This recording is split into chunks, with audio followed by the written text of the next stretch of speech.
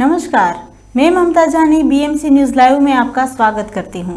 आज के हिंदी समाचारों के प्रायोजक है अल हिलाल हॉस्पिटल एंड मेडिकल सेंटर। समाचार विस्तार से। बहरीन ने साल भर की मनोरंजक गतिविधियों से भरे कैलेंडर के साथ मनाया मनामा को खाड़ी पर्यटन राजधानी 2024 के रूप में नामित होने का जश्न मनाया। 2024 के लिए खाड़ी पर्यटन की राजधानी मनामा का जश्न मनाते हुए कई पर्यटन और मनोरंजन कार्यक्रम का एक खचाखच भरा कैलेंडर वर्ष 2024 में किंगडम ऑफ बहरीन के आगंतुकों का इंतजार कर रहा है, ताकि वे किंगडम का सर्वोत्तम आनंद ले सके और जीसीसी देशों की पर्यटकों की ज़रूरतों को पूरा कर सके। अपने भव्य आवास पैकेजों, आकर्षक पर्यटन भ्रमण और मनोरंजन उत्सवों के साथ बहरीन में 2024 आगंतुकों को प्रचुर मात्रा में मनोरंजक कार्यक्रम और अनुभव प्रदान करेगा, जो सीसीसी नागरिकों की निवासियों के लिए जीवन के एक बार के अनुभव को गारंटी देगा। 2024 में पूरे राज्य में विभिन्न स्थानों पर ढेर सारे मनोरंजन कार्यक्रम आयोजित किए जाएंगे। इन कार्यक्रम में समुद्री गतिविधियां, सांस्कृतिक समारोह, लाइव संगीत कार्यक्रम और संगीत प्रदर्शन शामिल होंगे। कई अवसरों पर वे बहरीन और खाड़ी की विरासत को जीवंत करेंगे और मनामा को रोशन करेंगे। साथ ही क्षेत्रीय और वैश्विक स्तर पर बहरीन और जीसीसी की विशिष्ट सांस्कृतिक पहचान को भी प्रदर्शित करेंगे। बहरीन में ईद के दौरान सभी राष्ट्रीयता को मेहमान 3 से 5 सितारे होटल में रिसोर्ट में विशेष प्रवास का आनंद ले सकते हैं। साथ ही देश के सबसे लोकप्रिय आकर्षणों में फैले विशेष पर्यटन यात्राएं, मनोरंजन और आतिथ्य सौदे का आनंद ले सकते हैं। इंडोनेशिया से सिंगापुर जा रहे पोत पर कार्य कर पुणे का युवक लापता। पुणे से आए सूत्रों के अनुसार इंडोनेशिया से सिंगापुर जा रहे एक वाणिज्य पोत पर डेक कैंडेट के रूप में कार्यरत पुणे का 22 वर्षीय युवक लापता हो गया है। युवक के पिता ने रविवार को यह जानकारी दी। उन्होंने कहा कि पिछले 6 महीने से वेल्समेथ ship management India private limited में कार्य कर प्रवीण कराड़ शुक्रवार दोपहर से लापता है। प्रणव के पिता गोपाल कराड़ ने कहा कि जहाज इंडोनेशिया से सिंगापुर जा रहा था। शुक्रवार शाम को हमें कंपनी के मुंबई कार्यालय से फोन आया, जिसमें बताया गया कि हमारा बेटा जहाज से लापता हो गया है। हमें बताया गया कि तलाशी अभियान चल रहा है और उसका पता लगने का प्रयास किया जा रहा है। उन्होंने कहा कि हम मदद के लिए केंद्र सरकार तक पहुंचने का प्रयास कर रहे हैं। हमने मुंबई और पुणे पुलिस से भी संपर्क किया है।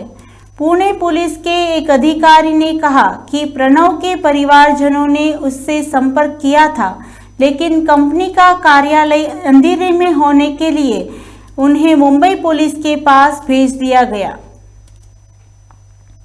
विस्तारा ने किया पायलट संकट से जल्द निपटने का ऐलान, लेकिन इसमें समय लगने का उम्मीद है।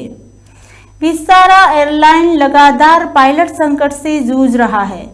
विस्तारा मैनेजमेंट भले ही अपने मौजूदा संकट से जल्द निपटने की बात कर रहा है, लेकिन इसका समाधान होने में समय लगने की उम्मीद जताई जा रही है। यह जानकारी सूत्रों के हवाले से एनडीटीवी प्रोफेट के दी गई थी। मामलों से वाकिफ 2 लोगों ने कहा कि पहले एयर इंडिया से अधिकारियों को डेप्यूटेड कर विस्तारा से भेजा गया है, लेकिन मामला इससे भी तुरंत हल नहीं हो सकता।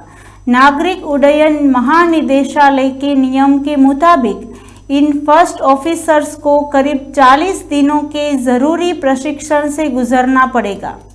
इसमें सिम्युलेटेड और लाइन ट्रेनिंग के साथ 21 दिन का ग्राउंड ट्रेनिंग भी शामिल है।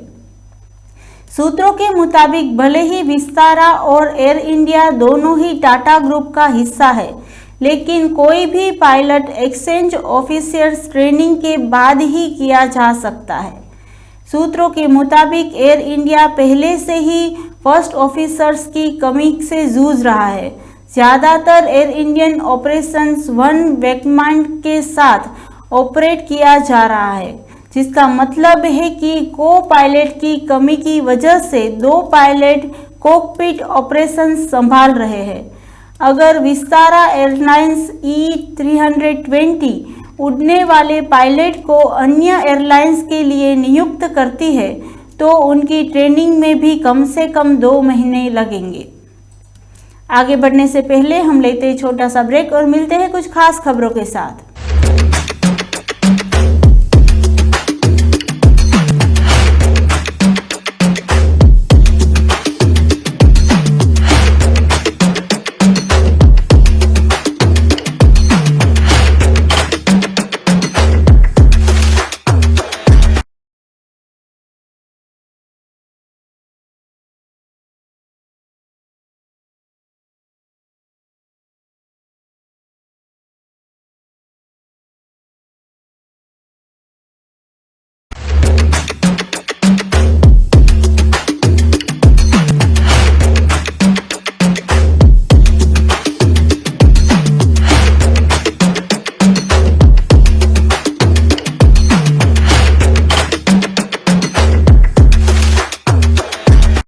Under one roof in Bahrain, from our 14 branches at 27-year-old Megamart and Macromart. Bakery,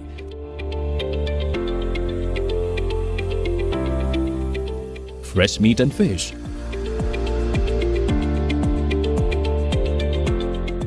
fruits and vegetables,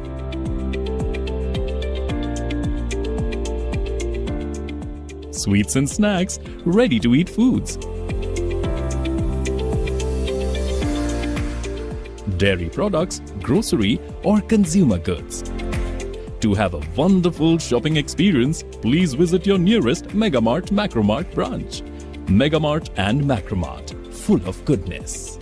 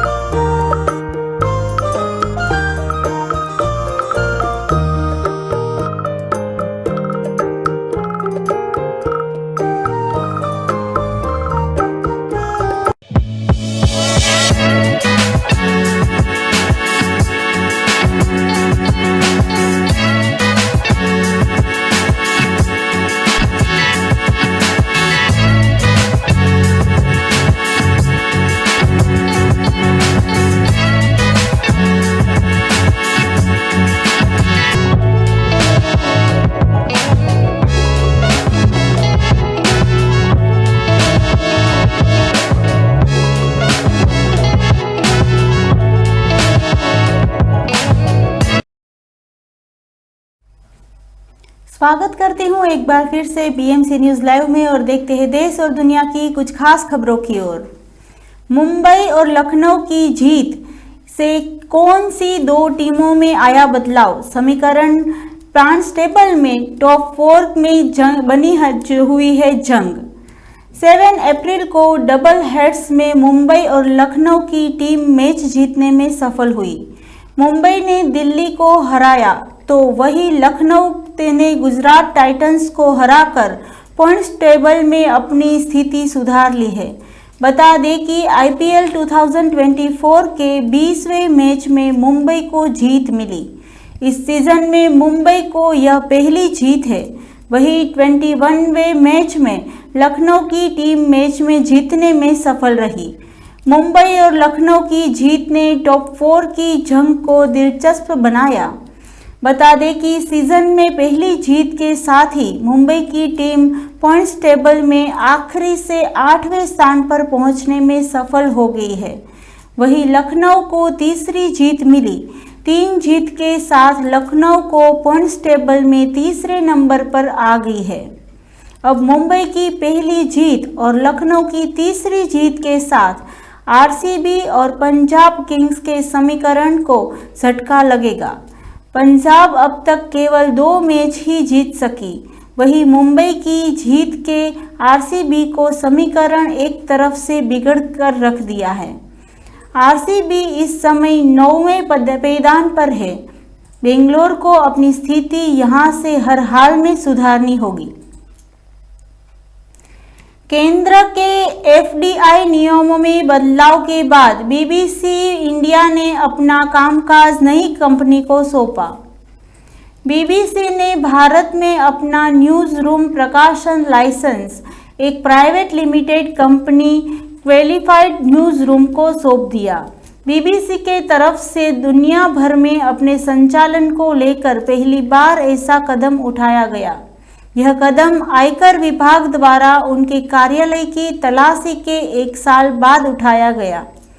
BBC के 4 पूर्व कर्मचारी द्वारा स्थापित क्वालिटी न्यूज़ रूम 10 अप्रैल से कार्य शुरू करेगा।